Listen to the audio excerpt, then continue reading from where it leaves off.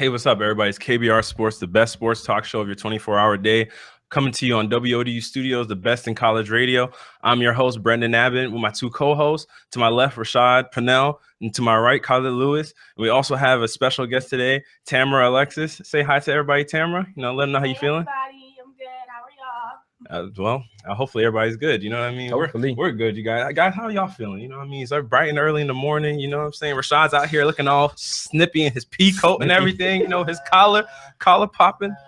Rashad always got some upset. You know what I mean? Like, you notice that Rashad never come in here happy. It's always something. Let me tell y'all. Let me tell you. So you know how I'm on the bodybuilder thing right now, right? So you know how the meal prep thing go, right? Yeah, go ahead. I'm thinking I'm meal prepping by 9 o'clock. It's gonna be smooth. I'm gonna be asleep by 10. Wrong. 2 o'clock in the morning. Bro, woke up at 5 to go to work, man. I'm in here. I made it because I'm ready for the sports talk though. Bro, you woke up at 5? Woke up at 5. It's early, and then I had to eat those eggs. This was rough.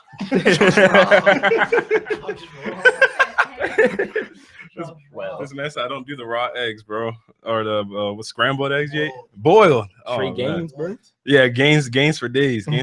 But y'all, let's get into the sports talk, man. Like Rashad said, we're gonna be talking about a whole different slew of topics. From Cam Newton's response to his critics about his post-game interview and just how the whole Super Bowl game went as a whole, to talking about how Blake Griffin got suspended 4 games for punching his mans in the face repeatedly. 4 games out for the Clippers. So we'll get into that, and also talking about a developing story that's been continuous for the past couple of weeks is Johnny Manziel. Johnny Manziel just always, it seems like for the past month or so, it's just been constant issues for Johnny Manziel.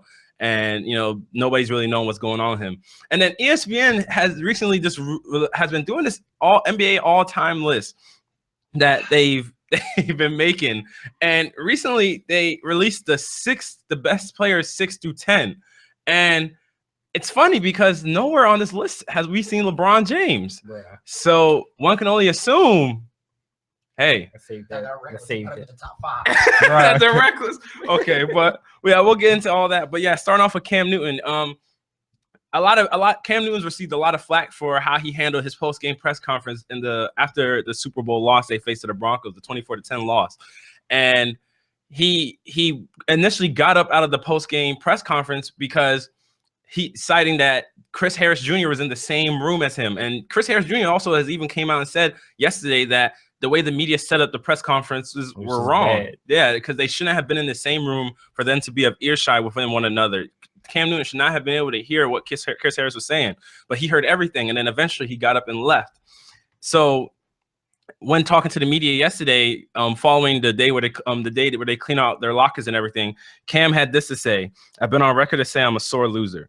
Who likes to lose? You show me a good loser, I'm going to show you a loser. It's not a popularity contest. I'm here to win football games." Newton also said, "If I offended anyone, that's cool." And he added, "But I know who I am. I'm not about to conform nor bend for anybody's expectations, because your or anybody else's expectations will never exceed mine." Guys, what do y'all think about what Newton had to say? Evidently he's unapologetic for how he handled the post-game press conference. So, guys, how do you guys think and ladies, how do you think he handled the post-game press conference? Khalid, let me hear what you have to say. What do you think? My man's Cam Newton has a point. He said there aren't any, like, they're sore losers. Like, show me a good loser and he'll show you a loser. The man just lost the Super Bowl game after being basically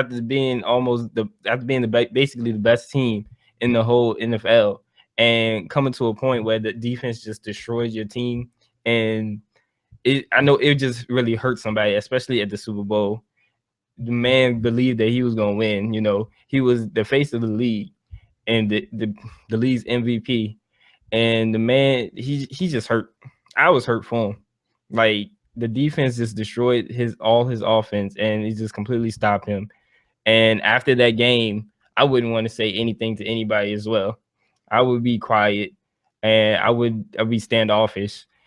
I think that they should have gave it a little bit of time before they talked to him about the game, and especially having Chris Harris in the other room talking about the Denver's game plan and all that stuff. It also you know, this also playing to his like how he just lost, and it's just crushing him from the inside. You know, it was like an emotional punch for him, and it's just Cam Newton, the man.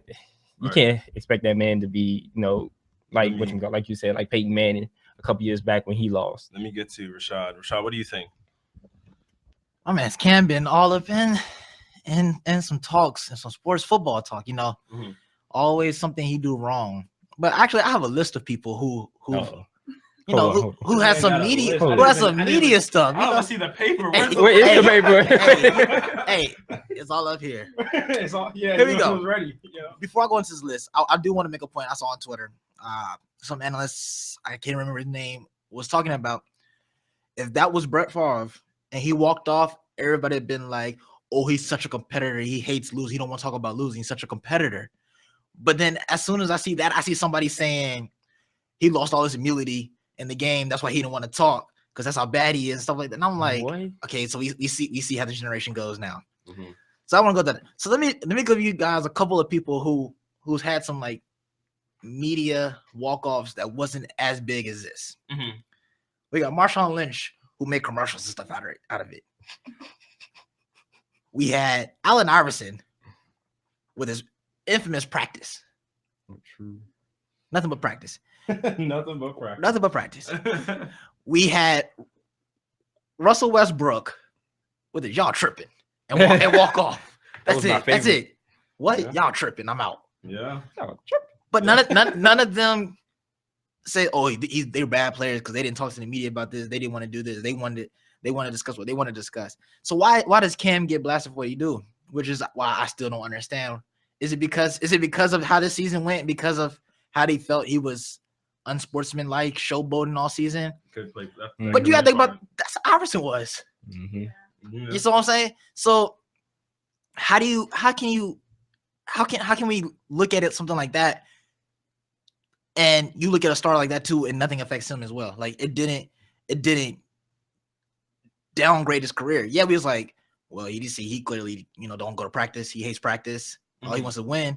But it's when it comes to Cam Newton, it's he's a sore loser. He's a bad player. He doesn't have like moral anything. It's just random stuff you hear. Like I just hear random stuff. So with that saying, I feel him because like I said, when we lost state, I didn't want to say a word. I didn't want to speak to nobody. I just want to get in the bus and walk off, drive off.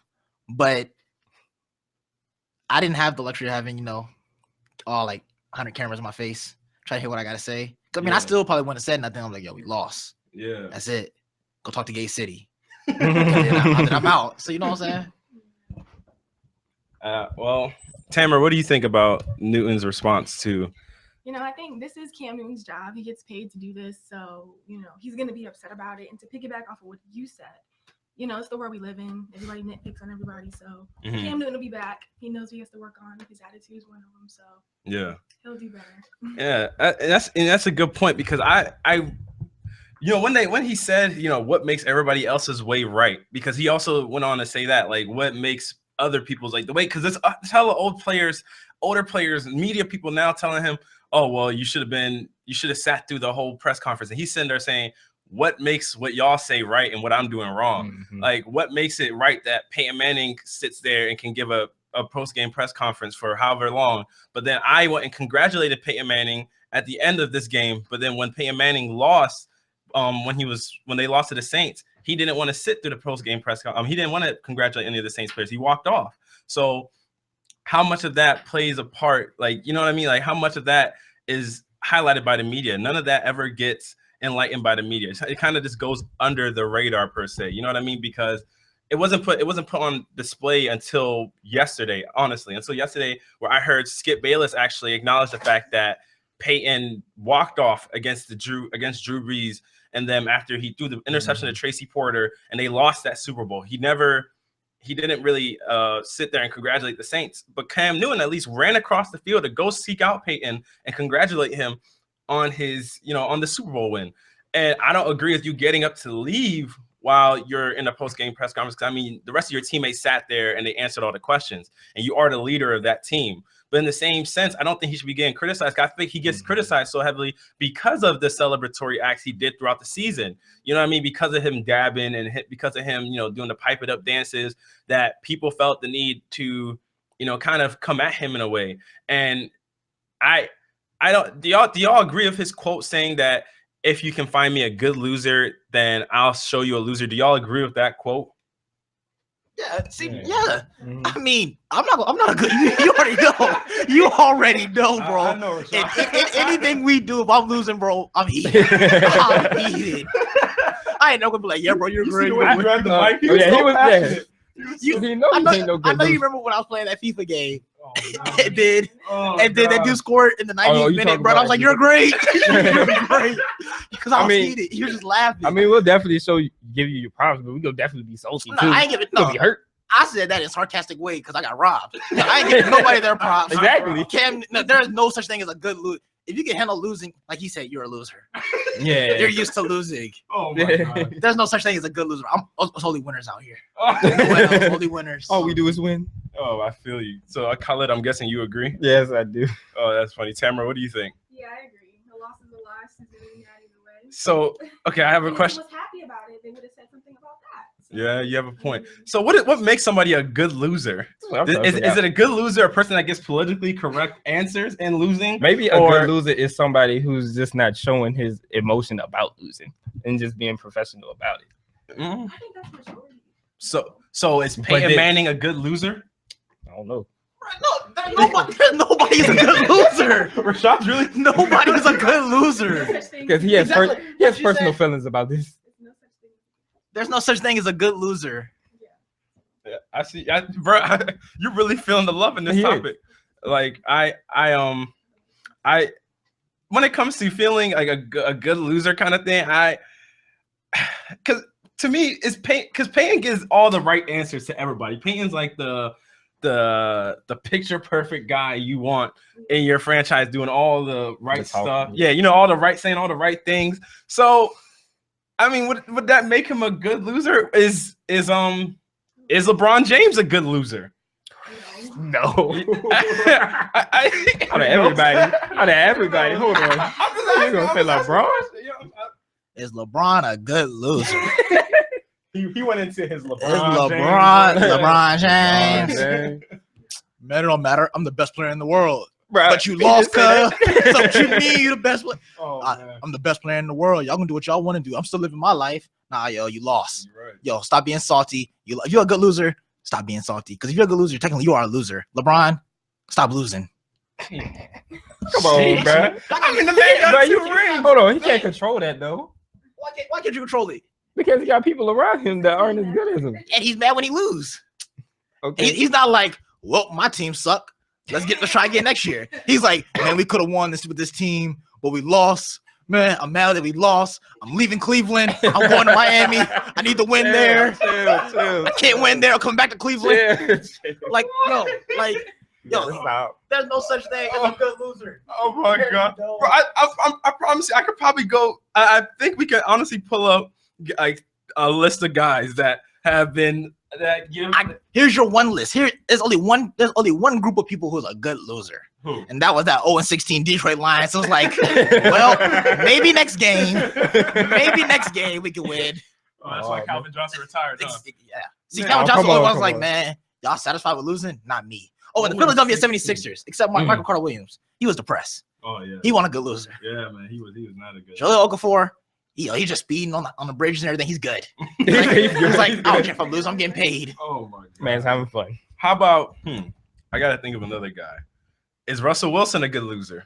Man said LeBron though. Is Russell Wilson a good loser? That's well, guys, we lost this game, but it's a moral victory for us. Our defense played a little better. I passed the ball a little better. We'll get it next time. Is that your Russell Wilson?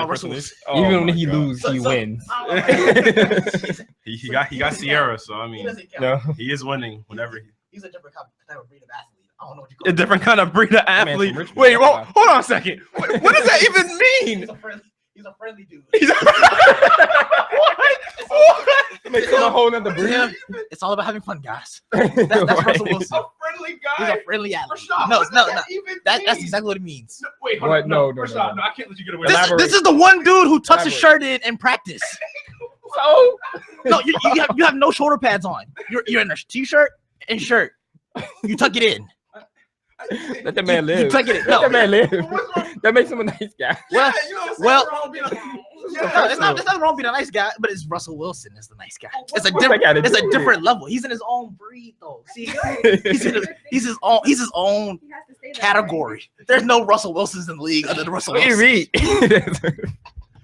That's it. I really don't know. If, I'm weak. I agree he's a different breed, but I think that that's good. It's a good thing. It's not working against him. He's nice.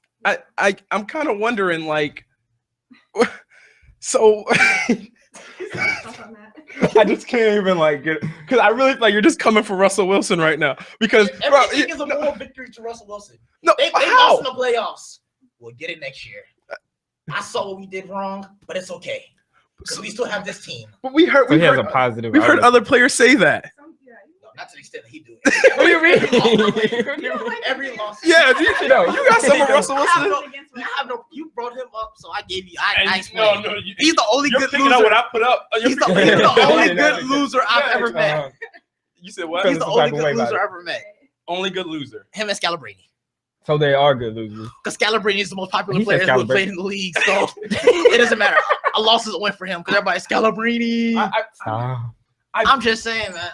There's no good losers other than Russell Wilson. Okay, so Other than Russell Other than Wilson. but what is it about Russell? Because I mean, I've heard other players say, "Oh, well, we'll get it next year. We'll be back." Joe Flacco. Every game. I've No, every time they lose, it's not even like it hurt him. But that's what they show you. You don't know how he is behind closed doors. You're right, but what he shows the media is what we Yeah, see, exactly. what we judge on And that's a people. good thing, though, for him. You're right, because Mhm. like as we see, like Cam Newton basically is that guy who outside the media is a real good guy, Mhm. But in the media, he's this and that, he's this and that. That's because Right. Cam We Newton gotta go is with what real. the media see. I mean, we know what Cam Newton is. The media just hates him. Mhm. yeah. Kind of like how Marcus Spears hates Malcolm on 2K. People just hate certain people, and the media hates Cam Newton. I don't know if the media hates him. Mm-mm. Y'all think the media hates No, him? no, no, no, What? no, no, no. Have you no. seen something? I think he just gets flagged There's because some of really just not- because he not- celebrates I in a different way think there that they'll were understand. people. I agree with that. I think that his celebration, like how he said, "I embrace my roots," and the dancing and the thing, because we saw this with Chad Ochocinco. We saw it with Terrell Owens, who were on Mike and Mike this morning, actually. Shout out to my man T.O.'s, one of the greatest Cowboys of all time. Yes, and we heard them even talk about if they were in this age of social media, they would have been able to vocalize their points more, Mhm. in which they feel like they didn't get to do in their careers because everything at their point in time when they came up as players was through the media. Whereas you got players like Cam Newton now that can go around the media, like they got the Players Tribune now. Players, that's the media outlet for players to come out and say what they want to say. That's where Kobe Bryant announced his retirement through the Players Tribune.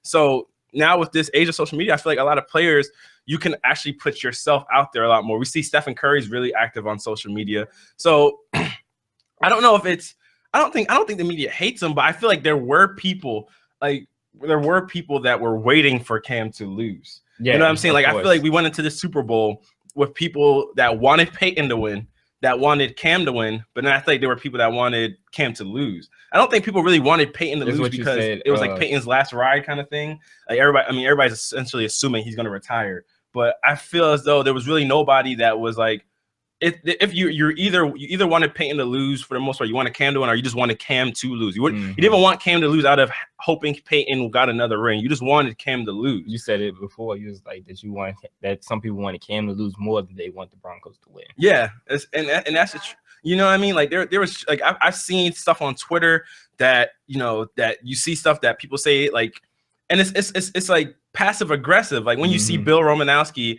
a former Denver Bronco, you see stuff he says about calling Cam a boy and things like no grown man should be called a boy. Nah. I don't care how old you are. Cam may be seen as a kid, an older audience. Like Wade Phillips is an old dude. He's gonna see Cam as a kid, but yeah, he's not no boy. He pays his own bills. Boy. He takes care of his own family. man. He has a kid.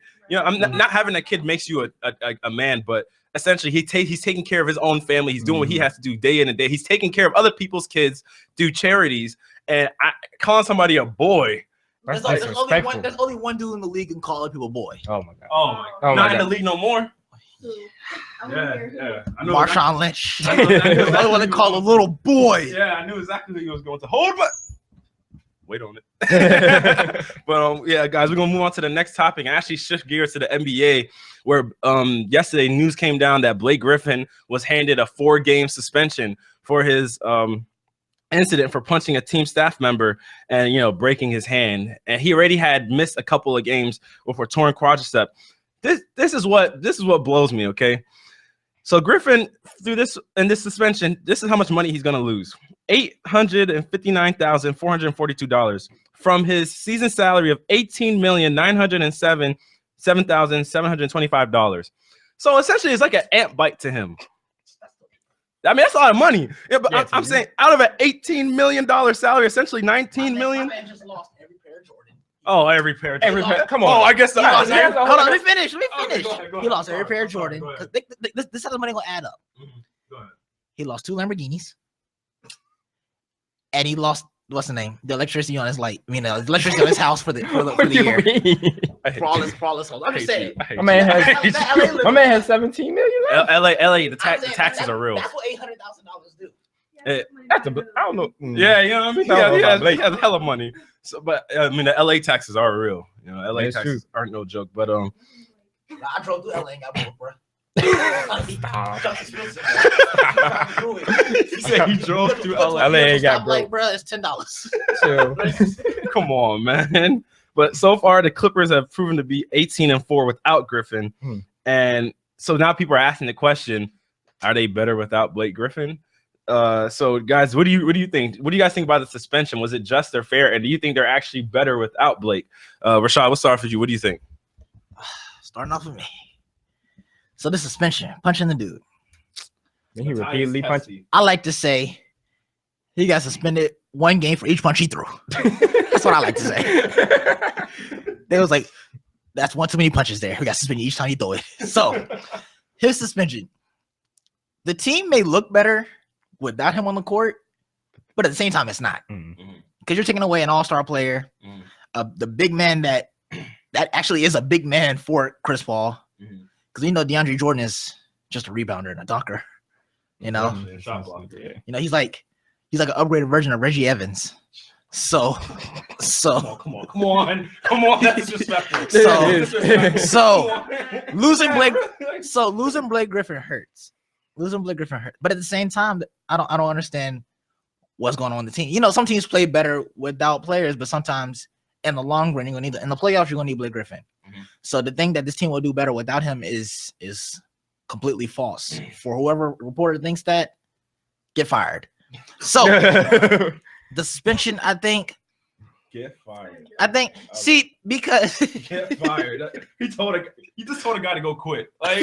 No, he told him to get fired. Get fired. I don't even know how to process it. He told me to get fired. I'm like, so what do I have to do? I can just quit. But, no, don't quit. Get fired. You want to get fired so other people don't want you. That's what they gotta be.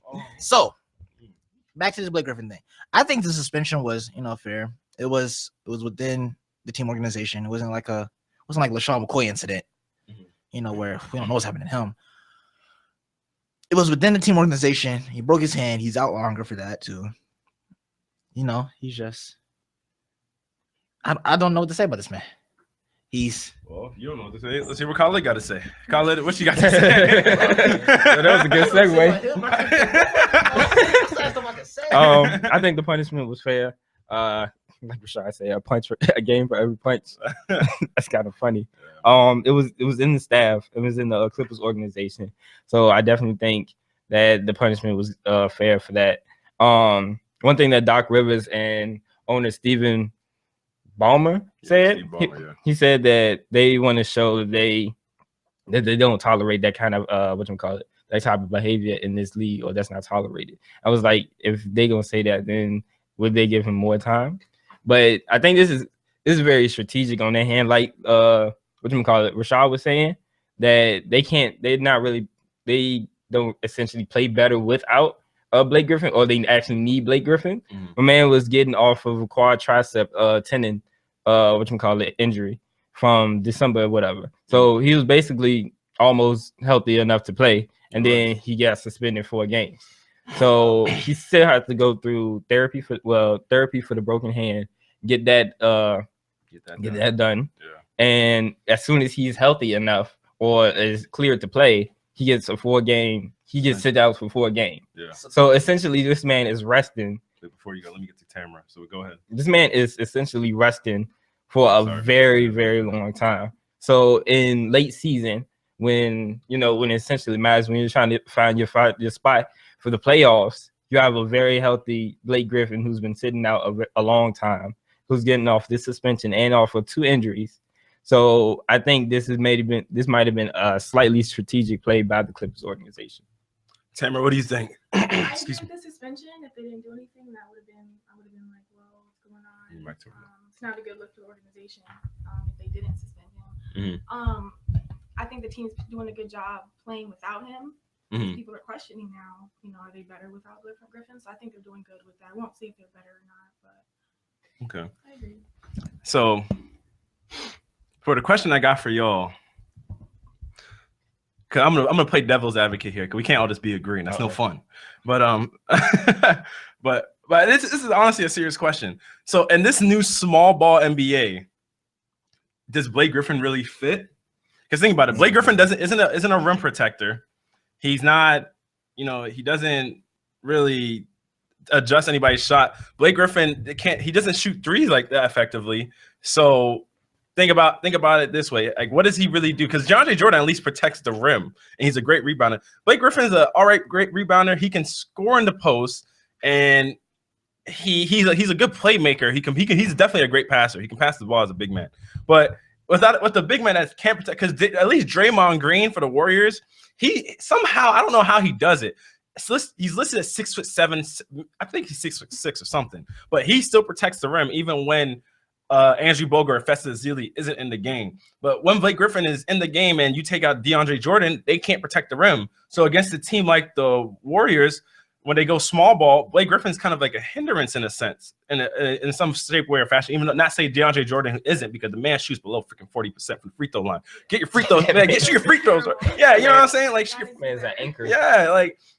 But the point of the matter is, when you can put Chris Paul and with a whole bunch of 3-point shooters around him, and you let him operate with DeAndre Jordan, who can catch lobs from Mars, could that be a better remedy for a playoff run for a team when they go up against a team like the Thunder, a team like the Warriors, who's like the standard bearer of the Western Conference right now? Do y'all think that could be better suited for them? No, let me tell you. I got you. Y'all, you can always count on me. Okay. So always count on the shot. Blake Griffin still do fit because, one, he runs the fourth a lot faster than DeAndre Jordan do. He can recover a lot quicker, especially against his fastball where it's all up tempo. As you noted, Oklahoma City is averaging a shot per 6 seconds. Golden State's like per 9 seconds. You need someone to get up the court in 6 seconds. Yeah, DeAndre Jordan ain't doing that. Every possession, let me say that. He might get it 1 or 2 times, like, let me hustle this time. But every time, no. Blake Griffin gets that. And see, with him as well, when you run the fast break, you still have that threat for him running the court for an alley-oop on a smaller defender. So he does fit. He's not as good as a rim protector, like you said. I agree with you. But at the same time, you don't really, when you play small ball, it's not meaning that it's not like a lot of post moves anyway. It's more so just grabbing rebounds. And that just comes from hustle. Because when you play small ball team, they're just crashing the boards hard. Yeah, like people crashing, and then as soon as you crash it, you got that 2K still coming. As soon as you catch it, people come from behind you, knocking it out quick. That happens. That happens in the league all the time, especially with playing against the Warriors. So Blake Griffin is I think he's the best option for the small ball that the Clippers have. I definitely have him in over DeAndre Jordan, especially because DeAndre Jordan can't shoot, can't do nothing. But that's the same thing. Yeah, see, like versatile players like that, especially late game. You definitely rely more on Griffin than DeAndre Jordan. So you both agree that you need Blake Griffin in the playoff run? Of course. He does too much. That's true, because without Blake Griffin, like Chris Paul's usage rate sky. His Chris Paul's gonna be exhausted. Like, man, it's a team. And that man, when we get to this all-time list, It's the last topic, yo. I'm telling you, it gets his all-time list where Chris Paul is ranked. Bro.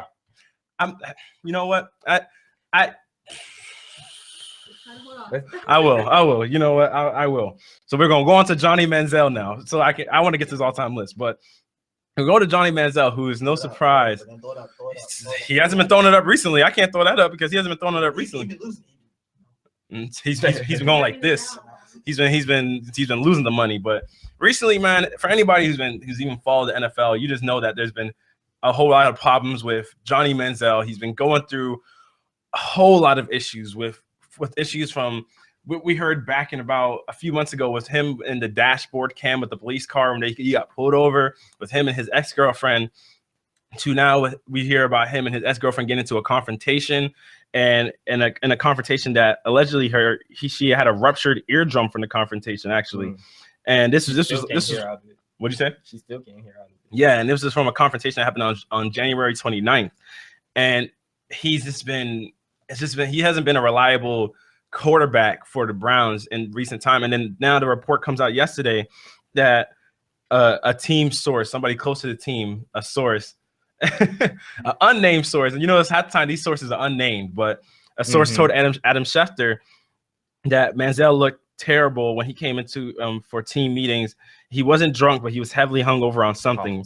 There was something going on there.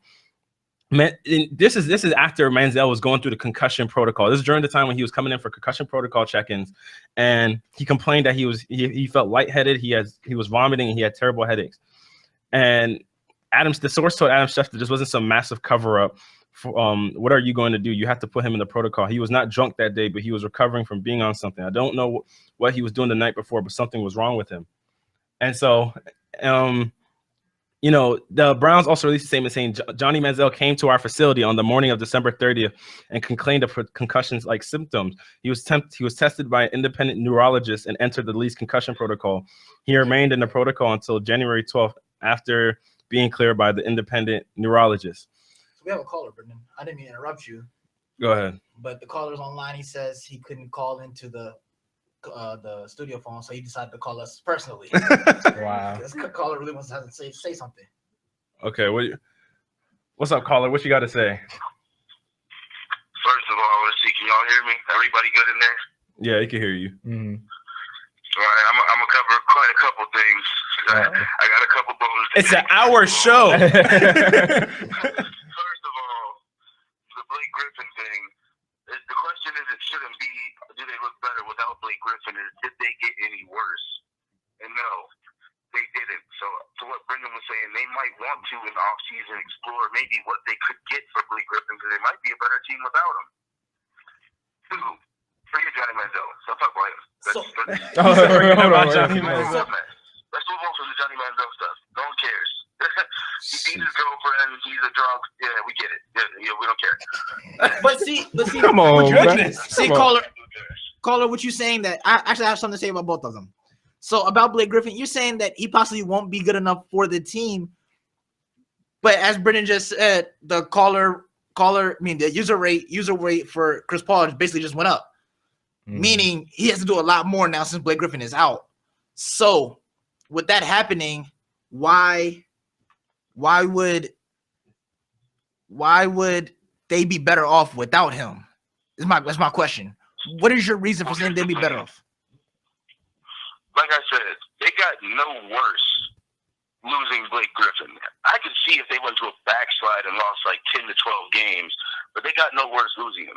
My point is that once he comes back, go through the playoffs with him and whatnot, see how it works out. If we have another situation like last year where he absolutely disappeared in that final game against the Rockets, you might want to shop him a little bit and see what you can get. There are teams in the NBA that are willing to sell the entire farm to get Blake Griffin. They will give up an entire team to get Blake Griffin, and that might help that team and that organization out more than keeping DeAndre Jordan and Blake Griffin on the same team. See what I'm saying? Okay, yeah, I understand that, but that's still an all-star player you're trying to get rid of. Yes, he may not show up at times. Yes, he may not, like the series, he may not have showed up. Yeah, the team may do him better, but at the same time, it's not the whole season you're playing without this man. You're only playing a couple games without him. You still can't take away an all-star player from a team and expect the team to be better. It's not like he's taking most of the plays. It's not like the ball is in his hands 25, 35 times a game. You see what I'm saying? See, it's depending on what you're getting back on your return, though. Yeah, you're getting rid of an all-star player, but what are you getting back on your return? Is the big question. You could get multiple draft picks and 3 or 4 players that make up for his production and can help that team in other ways. They could get more shooters on the perimeter. They could get guys that are solely hustle guys that would help them out against matchups against the Warriors. They could get pure defensive guys. And then with the draft picks, you're getting younger players. So going forward, your franchise will never fall into a slump once DeAndre Jordan, Chris Paul, and Blake Griffin all get old and start to suck. Hold on. Start to suck. But let me ask the caller a question. You gotta build young. But I gotta move on from that because, like you said, it's an hour-long show. I gotta get ready to go. Wait, so I don't even get to ask you your question. Hold on. Let me ask you one question. Let me ask you one question. I think I might have lost it actually. Oh, I'm hurt. Okay, no, actually. So, but if you move away from Blake Griffin, isn't it exactly the same thing we saw with Chris Paul in New Orleans, where he had 3-point shooters around him? He had a big and David West that could shoot the ball and everything, but then his team never got out of the first round. I mean, you could say that technically, but this is also a better constructed team with a better coach than he had in New Orleans. And I would argue a more mature Chris Paul. And like I said, we don't know what they're going to get on a return for Blake Griffin. Teams do crazy stuff all the time. You can put Blake Griffin out there and a weird team like the Sacramento Kings be like DeMarcus Cousins. And it doesn't make any sense to us, but hey. It did happen with Pau Gasol. See, I guess the call. I understand what you're saying, but you got to understand a lot of teams probably don't want his contract as well. So with that being said, hey. You got something to say? Caller? Yeah, I thought you was gonna say something. Oh yeah, my bad. I'm just trying to move on so y'all can keep on going with the show. I know y'all are about to cover the top 50 list. I got to bring it up a little bit early because I can't talk about it when I go to this class. There's a travesty on this list. That I cannot overlook, and it's not in the top 5. It's actually between 50 and 46. Allen Iverson is ranked number 46 of all time, and number 45 is Paul Pierce. I don't know who did this. Someone gave a strongly worded letter. Allen Iverson came in the league, crossed up Jordan, and put 25 on his head. Allen Iverson led a team with the second best player being Eric Snow to the playoffs, to the finals, and ended Tyronn Lue's career in Game 1. He did Tyronn Lue so dirty, he hasn't been relevant for 15 years. Come on, bro. Come on. Tyronn Lue's a champion. I understand, caller. I'm devastated with this list too. I am devastated with this list, and you will see my devastation if you can still tune in. Oh yeah, and for all right, y'all have a good rest of the show. I just had to come on and let y'all know my frustration about AI being behind Paul Pierce, which is still blasphemous as I even say that. I thought we were gonna get struck by lightning walking out the room. But I'm gonna come back and watch the rest of the show. Y'all have a great show. All right, thank you. And for anybody else that wants to call in and join in our debates, the number is 757-683-4405. But yeah, what we were saying about Johnny Manziel, yeah, he's just had all these issues with his ex-girlfriend, and now at this point, he hasn't even. The Browns have said they plan on releasing him once March comes around. So, guys, do you feel like Johnny Manziel at this point has become more trouble than he's worth? Actually, Tamara, let's start off with you. Let's hear what you think first. I'm gonna go off of what Skip Bayless says. Johnny needs help. Oh, which mic? You might I definitely think Johnny needs help. He's causing harm to himself, more than he is the team right now, and that's important. His own mental health, physical health. Mm-hmm. Which mic? Yeah, let's talk about okay. Both. Yeah.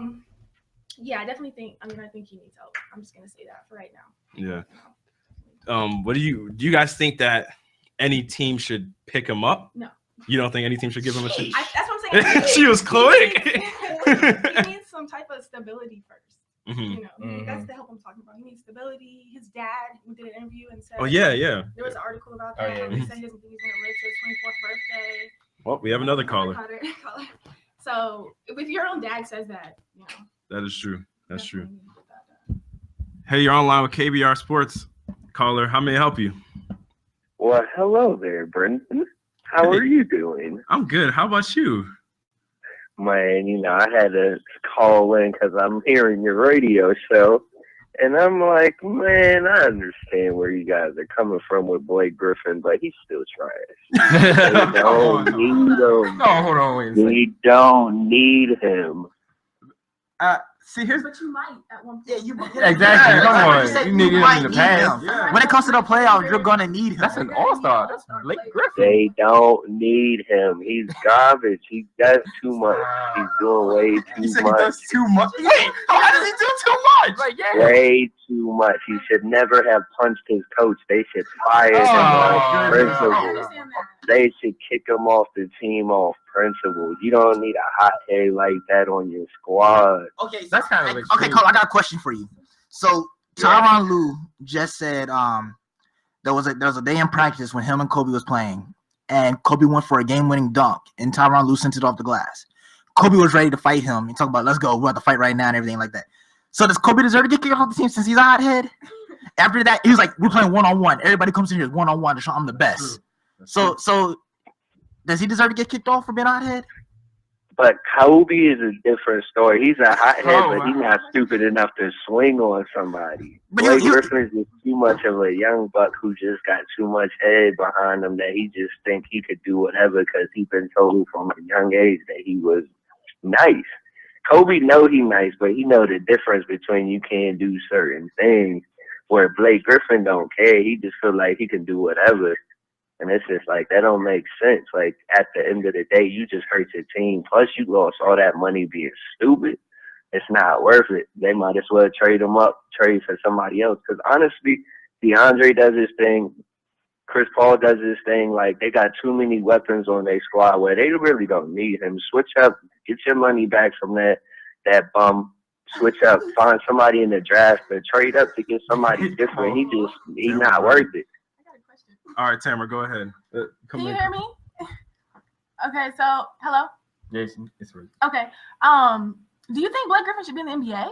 And what team would you put him on? Is he good in the NBA? I'm asking you. Does Yeah, he do you deserve think to he be should? in He Yeah, deserves her to be in the her NBA? question is, do you think Blake Griffin deserves to be in the NBA, and what team should he be on if so? If not the Clippers. It's not the Clippers. If any team in the league that I feel like Blake Griffin would be okay on, oh man, that's hard. That's real hard for real. Like, Oh my God. the Knicks. Nah, I could see him in Madison Square Garden. I could see him running in the Madison Square Garden. So At what position though? Over the Clippers? Oh, the Celtics, yeah. Put him at the 5 at the Celtics, or he could stay at the 4 at the Garden. But You want Hold on. too many squads run small ball now. Like, teams are starting to transition from big man games to that small ball game. hold Throw him at the 5 in the Garden. please. call it, please. Did you just say the Boston Celtics and the Knicks over I Chris would love Paul to see and Griffin DeAndre as Jordan? the Celtics, though. Wait, I would hold on, love wait. to see him. Though. Wait, hold on. I need to. What reason does he need to be on the Knicks or the Celtics over the Clippers with Chris Paul, DeAndre Jordan, and Doc Rivers? Give me one viable reason. He'll never win a championship in the Clippers uniform. I He'll guarantee win you. one. He'll win New He'll York. never win a championship in a Clippers uniform. They need to switch it up. Never. Every year they go to the playoffs and they do nothing. They get knocked out early, or if they get past the second round, they really don't be doing nothing because they can't match up with the big teams in the West. If he wants to tip, his best bet is to come back to the East Coast because none of the teams really on the East Coast really do anything besides Atlanta, Cleveland, and maybe the Wizards every now and then. But other than that, man, you'll never win a chip over there in the West Coast because there's too many stacked teams, and you really not getting past the Warriors. To be honest, for the next 3 years, nobody's getting past the Warriors. So he might as well come to the East Coast, do his thing over here, play big man over here for one of the East Coast teams, and stop worrying about that West Coast nonsense. He plays at the East Coast and lose. You're talking about teams who Before you struggle to even- make the maybe not playoffs. even get into the playoffs. You know what I'm saying? You named two teams who struggle. I mean, they fight for playoff spots. They have no chance. They have no chance of winning the NBA Finals. The Knicks aren't even in the playoffs. Right? They're 12th in the East. The Celtics, The Celtics are vying back eighth and 7th for in the playoff spot. So in what way can him going to the Knicks or the Celtics be better? In what way can that team beat the Cavaliers or even the Toronto Raptors, who is second in the East, or even a fully healthy Chicago Bulls team? How? Oh, I could see him in a Chicago uniform too. No BS. I could see him playing for Chicago as well. Because Chicago predominantly likes big men that work. But they don't have the money. Money's an issue. I guess you're saying if they're trading Blake Griffin. Is that what you're saying? They trade him away? But what pieces from Chicago are you going to get back for Blake Griffin if you're the Clippers? From Chicago? Really if you say Jimmy Butler, if you say Jimmy Butler, the Bulls will never get rid of Jimmy Butler. They would never get rid of Butler because he's their guy. He's their guy. There's no way they'll ever get rid of Jimmy Buckets. Ever. He would have to do not call him Jimmy Buckets. Do not call someone who's averaging 20 points a game Jimmy Buckets. He struggles. Jimmy struggled to get buckets. He's only a defensive player. Don't call him Jimmy Buckets. Jimmy Buckets. Jimmy Buckets, their best player on their squad, hands down. If anybody on the Bulls struggle, man, you might as well say Dunleavy. He be hurt half the time. Derrick Rose is straight garbage. Joe Kim is okay at best. Like, they really don't have nobody over there but Jimmy Buckets. He single-handedly carries their squad on his back. Like, there's no way that they'll trade him.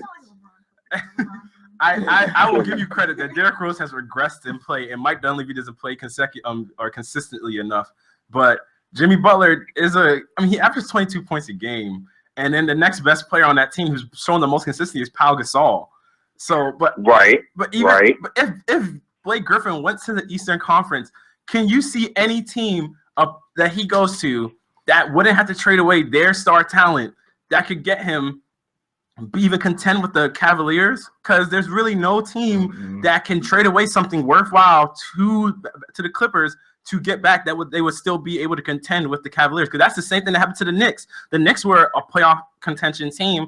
Then they traded for Melo, and they gave away all their pieces. They gave away Danilo Gallinari. They gave away Wilson Chandler. They gave away Raymond Felton. They gave away all those guys for Melo, and they lost. They regressed to an extent because they gave away all those players. So what team could even take on Blake Griffin and his contract and then still remain a contender in the Eastern Conference?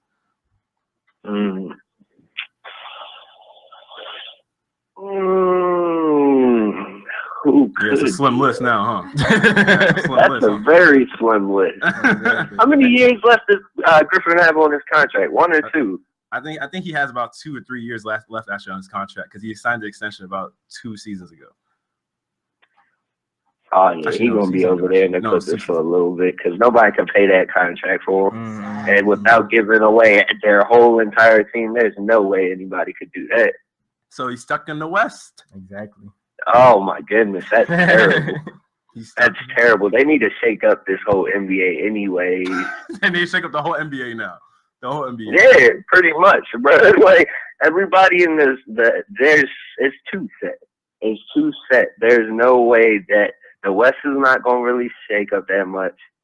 The East just needs a shake up. And it's like they need to give it some big name to move somewhere. And it's not going to happen. Well, we'll see what we'll see what Kevin Durant actually does this upcoming free agency, because that could be the shakeup. Hey, yeah, go call see, we can't get into it because we don't got enough time.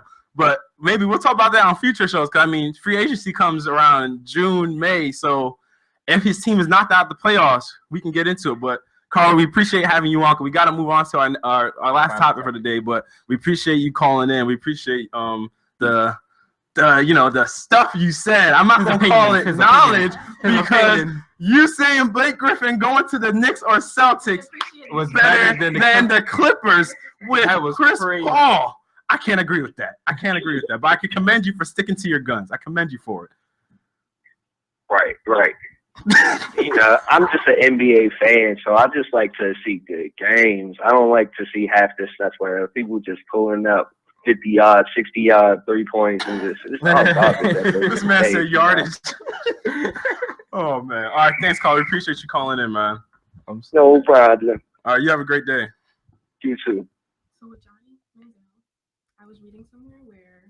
Oh, speak up, yeah. Real quick. I was reading somewhere where the Browns are getting ready to release him in March. Yeah. Did y'all see that? Okay. Yeah. So Johnny needs to get on it. If you're listening, Johnny, get on it. Yeah, man. Yeah. Wait, real quick. Let me know, you guys. Do you guys think he's more trouble than his worth? Yay or nay? Just give me a yay or nay. Do you think he's more trouble than his worth? Nah, bring him to a good team. He'll win. Give him a better coach. But he's more trouble. Yeah. Nah, he's not. Give him a better coach. He'll be all right. I mean, but he's still trouble though. You think he moves to a team with a better coach?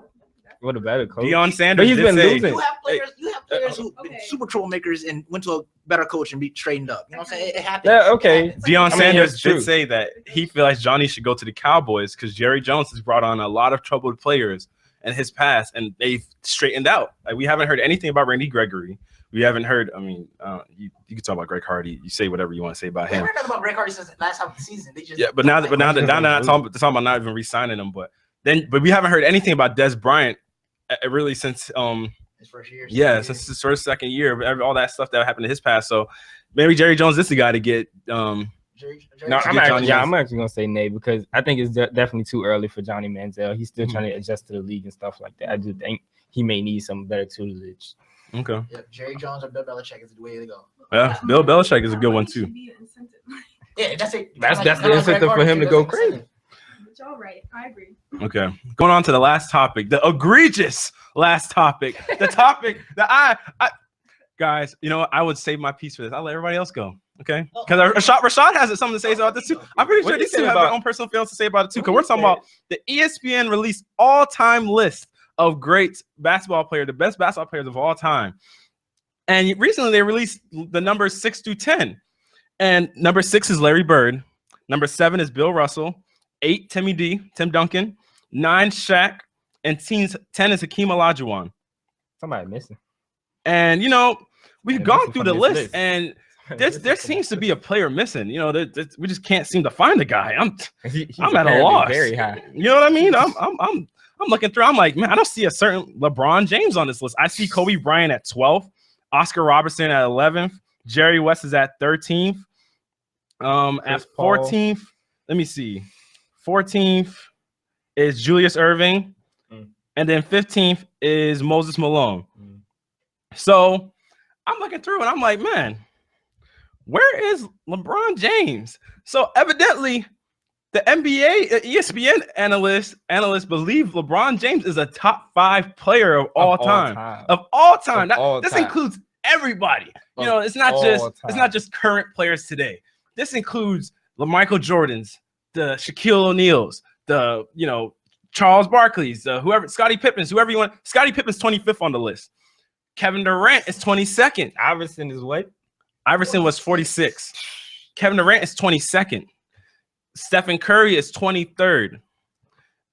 All right. So, guys, ladies, what do y'all think about this list? And who would y'all personally have in your top? Because this is what I'm believing. This is how the top 5 is going to boil down. Jordan. LeBron is going to be 5th, I believe. If LeBron is not 5th, I promise you, we will have another discussion about this next week. But LeBron is 5th. Wilt Chamberlain is 4th. Magic or Kareem is interchangeably 2 or 3, but I believe Magic will probably be 3, and then Kareem will be 2nd. Because Kareem, he's an all-time leading scorer in NBA history. So, and then Michael Jordan obviously is 1. But how do you guys see this list? What do you guys think of this list? I mean, this even Kevin Durant being ranked number 25. You know, what do you guys think of Kevin Durant even being ranked 22nd, and Stephen Curry being ranked 23rd, and Scottie Pippen being 25? What do y'all think about this list? Let me hear. Tamara, let me hear your thoughts first. What do you think? Never shot. No, yeah. I want to hear you. You want me to go? I will go. Wait. No. Wait. Let me go. Yeah, you say something because I don't know if you get a chance, bro. Yeah, you can say something. Yeah, man. There's discrepancies all over this. Like Bill Russell, number 7. LeBron gonna be in the top 5. That's what it's projecting to be. Man, this list is all over the place. They got it was like you said, Iverson at 46. Chris Paul is 29th. Chris Paul 29th.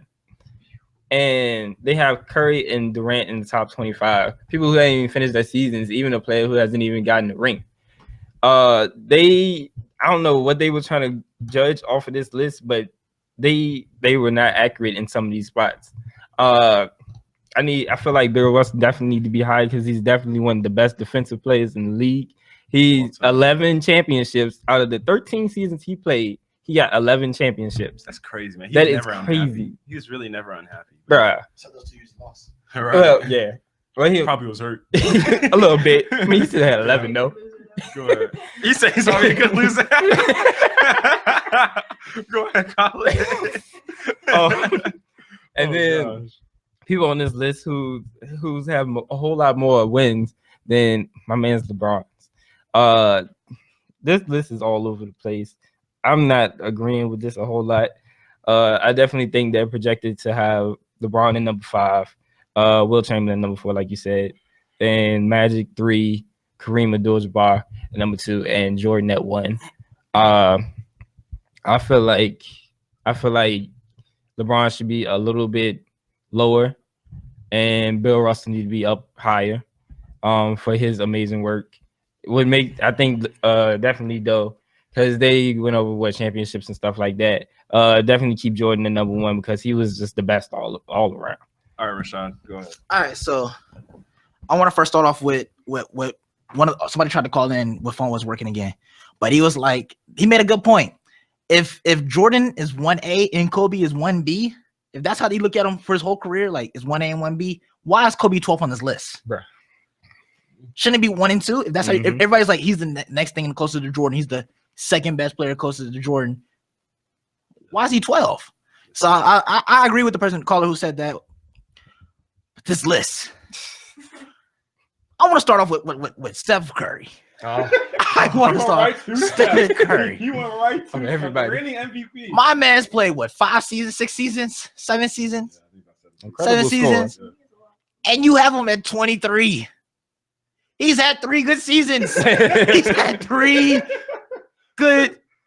Okay, he's probably great seasons. He only had 3 of those. Who makes this list? You have Iverson.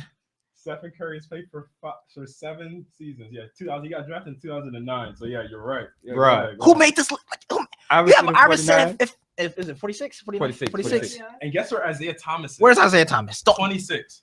Right. The man won multiple championships. He's a Finals MVP, 11-time All-Star. And you have him at 26. 26. He's a You have some people who try to put him in the debate as best players of all time, and you have him at 26. You have him at 26. You have Allen Iverson at 46. Oh my God! The man who changed the crossover. They had to change the rule in the league because his crossover was so deadly. One of the best scorers of all time. Because of AI. Oh, he was unstoppable. You have him at 46. You have. I don't know if I can say Chris Paul. So, where you got Chris Paul? But this Steph Curry, this Durant. That's crazy.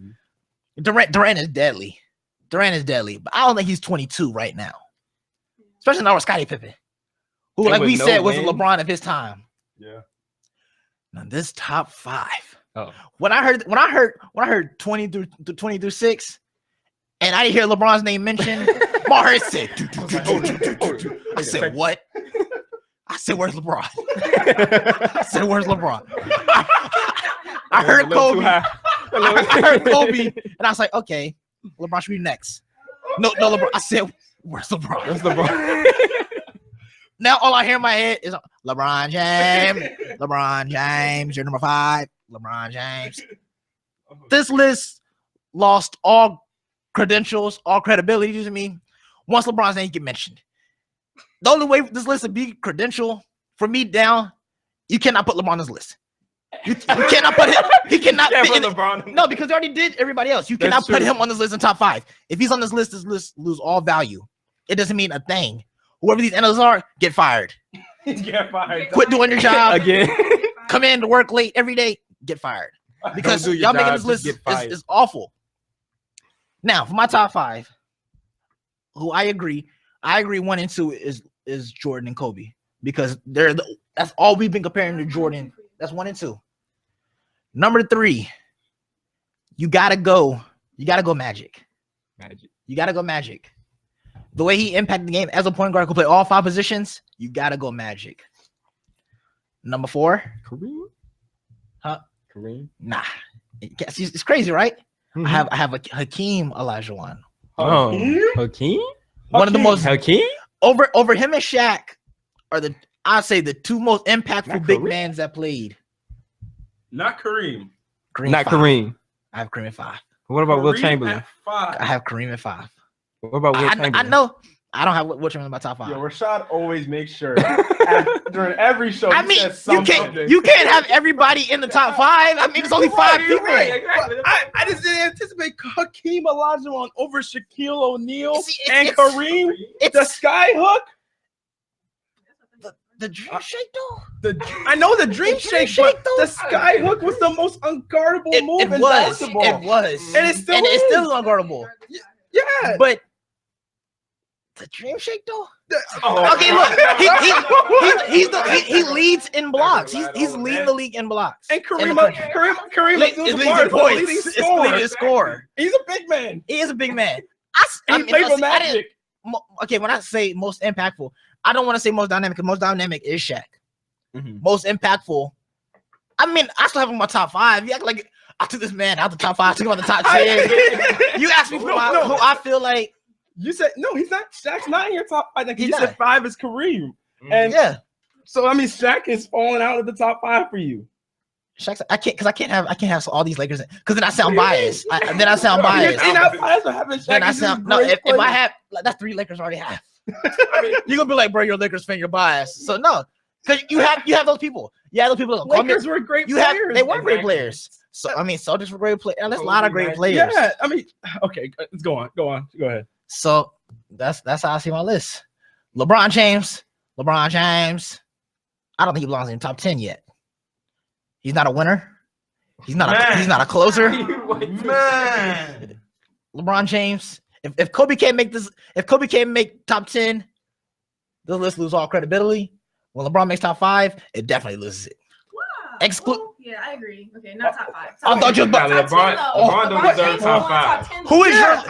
I'm I'm curious now. I can't do this. I don't disagree with her with LeBron being a top 10 player. Top 10 player, not top 5. And Kobe's not. LeBron's And Kobe is not. I'm not. Kobe Bryant's a top 10 player. He wasn't on this list. So if he's not on this list, LeBron doesn't need to be on this Okay, list. so let's extend it. Top 10 then. If you extend top 10, who is the top 10? You have your Tim Duncans. Get Tim Duncan. Okay. So Yeah, you're LeBron. So we're Shaq. Shaq wasn't Let in the me top finish 5. my list. I'm sorry. I gave 2 names. I'm sorry. You got go ahead, bro. You got I'm sorry. Go ahead. I'm sorry. We ain't about to Kanye me out here. I'm sorry. Go ahead. We ain't about to Kanye me out here. I'm sorry. Go ahead. I'm sorry. You got your Tim Duncan. You got your Shaq. Just about to explode because I'm sorry. You got me so crazy. You got Tim Duncan. You got Shaq. You got LeBron. Who am I excluding from this list? Who? Wilt Chamberlain. Oh yeah. Huh? You doing top 10? That's not my top 10. Okay. No, he's one. He's one. Yeah, Yeah, I already did my 5. Okay. Yeah, well, and that 9. Dwayne Wade. But didn't you already say 4 players? That's my list. So, Didn't you already say 4 players? Dwayne Wade. I think Dwayne Wade's really creative. He gets and the Dwayne, the funny thing is Dwayne Wade's like ranked behind Stephen Curry and Kevin Durant. He is. Which is crazy. He's my favorite player. Yeah, he's ranked behind both those guys. I can't continue. So top 5. I can't put LeBron James in the top 5. The man's career has been. It speaks for itself. My man. Loser. He's not. I mean, He's not a loser. Regular season. He has that page. I mean, he done LeBron's well not because a he's loser. made he makes every team he goes to better. Yeah, he's taking them. See, that's the thing, because he's just played teams that are better. Other players have it. No, but I mean, he's it's played. true, but- Magic Johnson lost 5 championships. But he's a winner though. But he's a winner. I'm just saying, Magic Johnson also has lost. I mean, and Kobe's lost. Lost is Jordan. Yeah, so Exactly. That's why he's number 1. They all had losses. They've all had losses. So I can't say LeBron's the man on his career. He averages 27 points, 7 assists, 7 rebounds. He's a good player. He's not. He's a good player. He's I'm not saying he's player. not. I agree. He's not a top 5 player. I mean, it's great. He's not good. You can't settle with good. Bro. Y'all really about to do it like that? 5 MVPs. What do you mean? 4 LeBron. MVPs. 4 MVPs. LeBron is good. Like LeBron is good. He's good. Don't bite. Come on. 4 MVPs. You can't strike the man like that. Right? 2 NBA Finals MVPs. Multiple defensive But player he's of the year, been to the finals like for the all-time past 5 defense. years. Yeah, defense selections. Yeah, first team defense selections. So is Shaq. So is Jordan. I'm just saying. But look, Jordan's number 1. And those people are great. No, watch us. Let's do something reckless and put Jordan like 2 or 3. Shaq was an Chill. all-time. Watch me do something reckless like that. No, Jordan. No, they will never. Shaq do was that. a 3-time all-time defensive selection. LeBron's been multiple defense selections his whole career. Mhm. I'm not taking away from how good he is. He's not top 10. He's not top 5. He's not top 5. Okay, I Okay, agree with yeah, him he's not not being top top 5. I agree, but But you can't give him top 10. Top 10. Let me get y'all top 10. No. Let me give y'all these top 10. the names you were listing, LeBron wasn't going to be in the top 10. Yeah, The trajectory you were going on your list, LeBron wasn't going to fall in the top 10. I said 2 names. I'm, and you cut me off and I'm like, sorry, No but Shaq. no, I was astonished. No, I stopped you after when you put Hakeem on there. That's when I stopped you. I just can't believe Hakeem won 2 championships. Yeah, over Kareem. you know, And yeah, his teams wasn't as good as these other teams. his team was pretty good. Yeah, he had spot up shooters and everything. Kenny Smith on his team and everything. You know, As good as these like, well, these LeBron, yeah, he way better than LeBron. yeah, this is LeBron teams. LeBron's taking to the finals. I mean, LeBron James a loser. He Can't win. he Oh played my with God. Clyde also. I mean, I'm just saying. You ask my opinion. That's why I feel like it should have been around that time. oh I'm man, just saying. I don't. Okay, all right, man.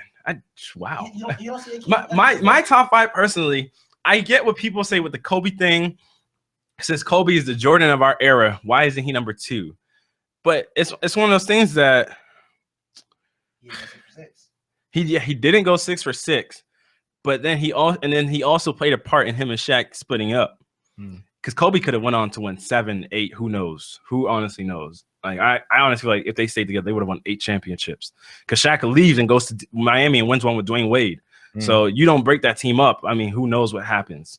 But can't take away from his greatness because he broke the team up. no, I'm not saying. Team up. Hey, apparently it takes away from it because Terrell Owens didn't get into the Hall of Fame, and He apparently, did not apparently. get because of that. yeah, bruh, come Come on. Terrell Owens the had the criticism. numbers. The reason why T.O. didn't get into the Hall of Fame is because of all the locker room stuff. Because these But- fellas don't know what they're doing. Oh, I mean, I agree that T.O. needs to be in there. I agree T.O. needed to be there. But besides that, I mean, Kobe's thing for me, Kobe's thing for me is he even when he didn't have Shaq per se, his teams were exited out of the first round by Steve Nash's Phoenix Suns. You know what I'm saying? When Shaq left, even though Kobe did everything he could do. Kobe did everything he could. I mean, the man averaged 35. He averaged 30 in those seasons.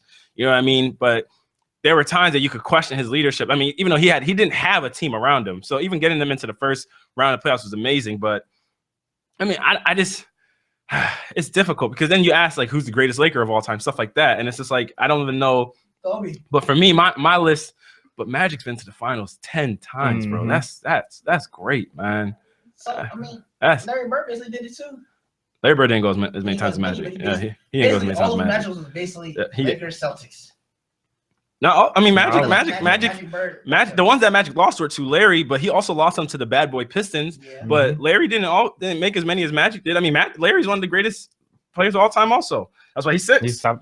But for me, Forgot about my man Larry. yeah, for me, my list would have to be Michael. I had to put Kareem, man, because Kareem is unguardable. Like the sky hook, like nobody could guard it. And the man is the leading scorer of all time. He's a multiple-time MVP, multiple-time champion. And then I have to put Magic because Magic was a winner. There's no doubt about it. Magic was a winner, and he led Showtime. You know, what I mean, what we're seeing from the Warriors now, Magic and them did it back in the '80s and in the '70s. You could say, well, more so the '80s. The '80s was their period, but yeah, the '80s. That's what Magic and them were doing. And then I would say that's 3 people right there. Okay, 4th. This is where it gets tricky. This is where it gets difficult. Because for me, Shaquille O'Neal was the most unstoppable force in basketball. Like, nobody could stop Shaq in his prime. Nobody could deal with Shaquille O'Neal. But I would say Wilt Chamberlain, and it's the only thing about these lists, because then you get clogged up with centers in your top whatever. Because think about it, if I finish this list out with Wilt or Shaq, that's 3 centers in the top 5. And it's just, yeah, man. You know what I'm saying? It's a lot of the skill players. Kind of, it's hard, man. But I would definitely say I'd probably say Shaq 4th, and then Wilt 5. And then, you know, I agree with Larry Bird being 6th. 7th, I would put Tim Duncan. I mean, 5 championships and never having a losing season speaks for itself. I mean, the man has had Greg Popovich his whole career, but I mean, you're great just off of that in itself. Then I put Bill Russell, because I mean, 11 championships, like Khalid said, when you only played 13 years, I might even switch those two, honestly. And then I would put Kobe right there. I think, what am I at? 8? Yeah, I put Kobe at 8. And then I would put, because Oscar Robertson was great, man. I put Oscar Robertson 9, and I put Hakeem Olajuwon 10th. Yeah. LeBron not even in the top 10. LeBron's 11th. LeBron's 11th. Because I remembered Oscar Robertson, or Oscar Robertson was great. And honestly, because these ABA players don't get the credit, like Julius Erving and them, they won championships in the ABA, but they don't carry over to the NBA, but they also won in the NBA. So, and Oscar Robertson is the only player to average a triple-double. I mean, that speaks for itself. I mean, that's just great. Season. You know what I mean? Oscar Robertson was doing what LeBron is doing now before LeBron even came to existence. So that speaks for itself. And he didn't even play in the NBA his whole career. So imagine if all his accolades from the ABA carried over to the NBA. That's greatness. But that's going to wrap it up for today, y'all. It's KBR Sports, the best sports talk show of your 24-hour day on WODU Studios, the best in college radio. Subscribe to our YouTube channel at KBR Sports, where you can see our past shows and past segments. And also subscribe to the WODU live YouTube channel, where you can see past shows and other shows as well, like Tamara's in the future, which will be coming on Tuesdays at 8 o'clock in the morning. And follow WODU Studios on Twitter, where you see they tweet about all the shows that come on this network, and also follow KBR underscore sports, so you can see all the things that go on with KBR Sports, where we tweet the links and segments for the show. And anybody that wants to join in on the debate, you can call in at 757-683-4405, so you can engage in debate like with us, like 2 callers did today. But yeah, and make sure you tell everybody to subscribe. Tell your friends to subscribe to both channels, and tell them make sure you check out all the other shows on WODU Live. All right, y'all. Have a great day.